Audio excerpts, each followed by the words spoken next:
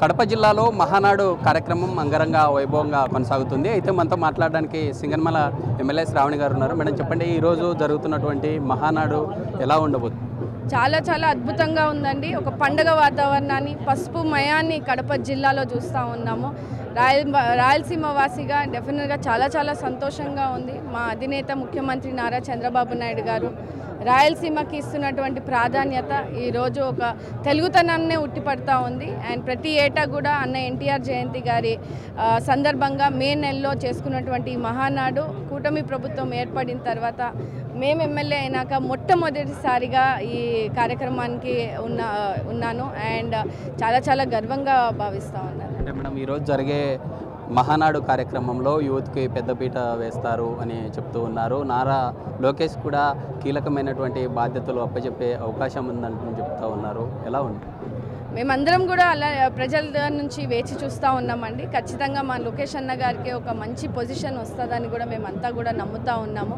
ఎందుకంటే గత 5 సంవత్సరాల అరాచక పరిపాలనను ఒక నాయకుడిగా ముందు ఉండి అన్ని రంగాల్లో జరుగుతున్నటువంటి ఇబ్బందులు స్వయంగా చూసి, ముఖ్యంగా కార్యకర్తల కష్టాన్ని ఆయన గ్రహించి ఈరోజు మా అందరికీ కూడా ఒక గొప్ప నాయకుడిగా నిల్చొని ఉన్నారు. ఖచ్చితంగా ఆయన గైడెన్స్తో ముందుకు వెళ్ళాలని మేమంతా కూడా క్యాడర్ అంతా భావిస్తూ ఉన్నాం. కాబట్టి ఖచ్చితంగా అధినేత గారి ఆశీస్సులు, క్యాడర్ సపోర్ట్తో డెఫినెట్గా లోకేష్ అన్న గారు మంచి పొజిషన్లో చూస్తామని నమ్ముతున్నాం. రాయలసీమలో మొదటిసారిగా ఈ కడప కేంద్రంగా ఈ మహానాడు జరుగుతున్నటువంటి సమయంలో ఎలాంటి నిర్ణయాలు తీసుకున్నారు? రాయలసీమకు కూడా ప్రత్యేకమైనటువంటి అంశాలను ప్రస్తావించే అవకాశాలు ఉన్నాయని చెప్పి. ఖచ్చితంగా ఉన్నాయండి. మీరు గతంలో చూసుకుంటే ముఖ్యమంత్రి నారా చంద్రబాబు నాయుడు గారు 2014లో కియా అనే గొప్ప సంస్థను తీసుకొచ్చి రాయలసీమ వాసుల్లో ఉన్నటువంటి యువతను ఆదుకోవడం జరిగింది.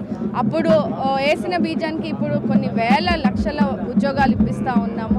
అండ్ మళ్ళీ మనం రాయలసీమలో ఇరిగేషన్ ప్రాజెక్ట్స్ని కూడా గతంలో చంద్రబాబు నాయుడు గారు పనిచేస్తూ ఉన్నారు. గత 5 సంవత్సరాలు అవన్నిటినీ కూడా ఆపేశారు.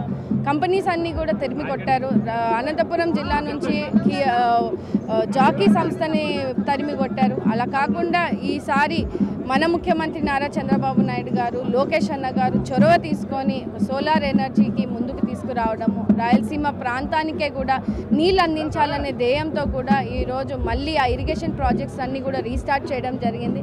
ఖచ్చితంగా ఇక్కడ ఉన్నటువంటి రైతాంగానికి కానీ యువతకి కానీ మంచి భవిష్యత్తు ఉందని కూడా ఈ సందర్భంగా తెలియదు. కడపలో మహానాడు పెట్టడానికి ప్రధాన కారణాలు ఏం చెప్పొచ్చు? అంటే ఇటీవల ఎన్నికల్లో కొంత కూటమి ప్రభుత్వం ఇక్కడ బలపడడం, రానున్న రోజుల్లో వైసీపీ ప్రభుత్వానికి చెక్కు పెట్టే విధంగానే ఈ యొక్క మహానాడు ప్లాన్ చేశారంట. ఆంధ్ర రాష్ట్రం అంతా కూడా ఒక పసుపుమయం చూస్తూ ఉన్నామని. కడప జిల్లా మాది మీది కాదండి, అందరిది కడప జిల్లా. ప్రతి ఏటా కూడా అన్ని ప్రాంతాల్లో కూడా మనం మహానాడు చేసుకున్నాము. ఈ ఏటా మేము కడప జిల్లాలో చేసుకుంటా ఉన్నాం. అండ్ కడప జిల్లాలో మీరు చూసుకుంటే ఎక్కడ చూసినా పసుపు జెండా రెపరెపలాడుతూ ఉంది.